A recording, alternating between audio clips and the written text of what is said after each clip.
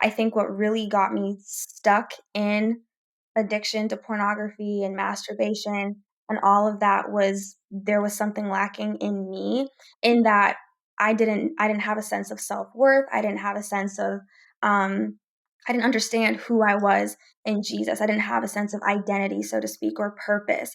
And so I was looking to all these things and entertaining all these things in my mind to kind of fill that void that I wasn't even 100% aware was there. I didn't have a true sense of boundaries and standards because of things that took place in my childhood and just trauma and all this different stuff.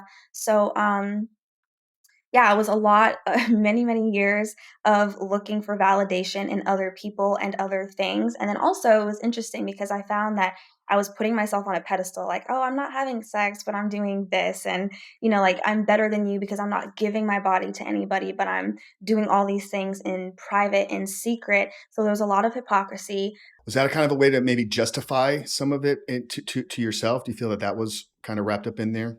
Absolutely. Yeah, I think so because I knew every time I did partake in these things, I did not feel good about myself. And it was not because family or friends said, you shouldn't be doing this. This doesn't glorify Jesus or whatever, because we never talked about it. It just was this internal thing. And a lot of people will say, oh, like you have your stance against pornography and masturbation now because you were raised in a Christian household. And that's not the case because that wasn't reality for me.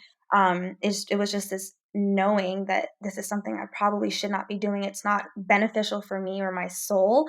Um, so there was a lot of me having to work through that. There was a lot of heartbreak. I was opening myself up to people who I don't even know. It was so weird. Like I had like I found that more often than not, I would fall into that extremely heavily when I was feeling unfulfilled, depressed, anxious.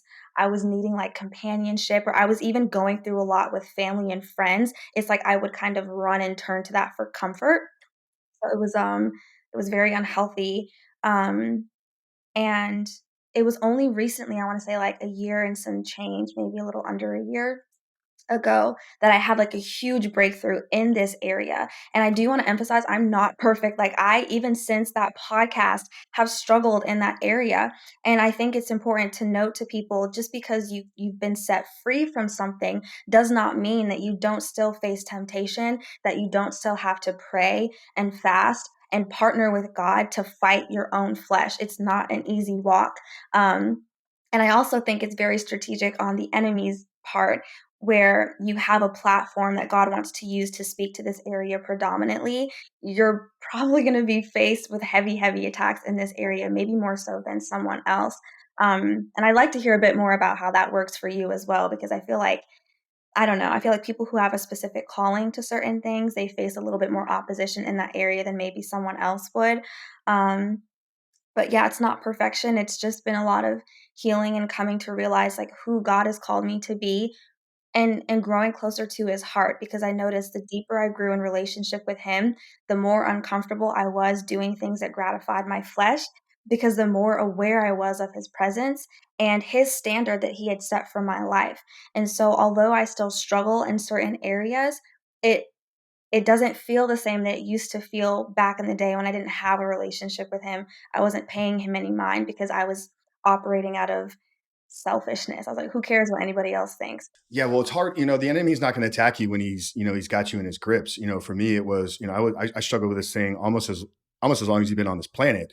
And it was like, so looking back in, my life and the things that I was doing, it's like, I never really felt like I was being attacked. It was probably somewhere around my early 20s when I kind of woke up and said, Frank, you have a problem in this area. Like, once again, I bought into the belief, this is something that every guy does. Like, it's just a part of your normal, sexual, life. You kind of, you need to kind of have this exploration.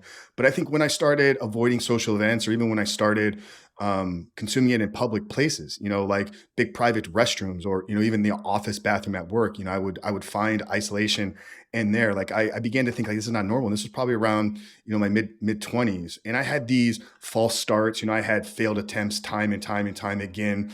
as I was in different relationships, I'd commit to them. I said, I'm going to get this out of my life. And then, the real groundbreaking moment, there were a couple of them for me. I talk about, coming to my faith. So just like I wasn't really, raised into a Christian home, there was small talk of God and Jesus, a handful of times throughout the year. We would attend church on the big holidays, but it always felt rushed. It always felt panicked. Like, and then once we got there, I never felt like we actually fit in. So I didn't really have any type of relationship up until I was, 35 years old. And then in October 18th of 2018, I did surrender fully and gave my life to Christ. And that kind of began me down the path and journey that I've been on.